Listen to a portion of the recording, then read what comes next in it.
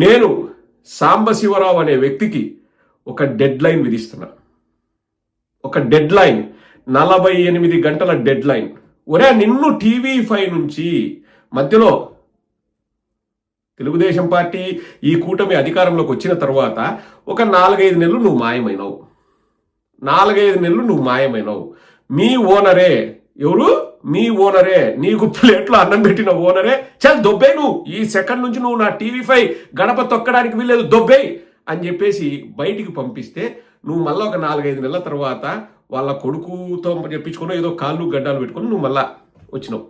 ఎందుకు పంపించేశాడు? ఒరే, నీకు 48 అవర్స్ డెడ్ లైన్ ఇస్తున్నారా సాంబిగా?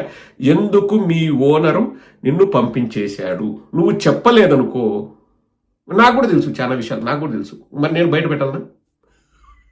ఎందుకు నిన్ను మీ ఓనర్ పంపించేశాడు? 48 అవర్స్ డెడ్ లైన్ ఇస్తున్నా. Time starts now. మీరు ఎప్పుడు చూస్తారో అప్పటి నుంచి 48 అవర్స్. ఎందుకంటే నా వీడియో రిలీజ్ అయిన వెంటనే సాంబిగాడు చూస్తాడు, అది నాకు తెలుసు. I know it very well. Yes, నా honourable request Samba, humble request కాదు, నా హానరబుల్ రిక్వెస్ట్.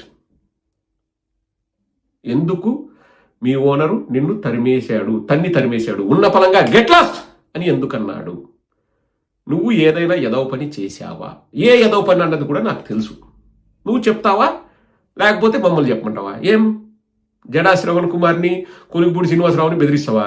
మీ విషయాలు నాకు తెలుసు అని.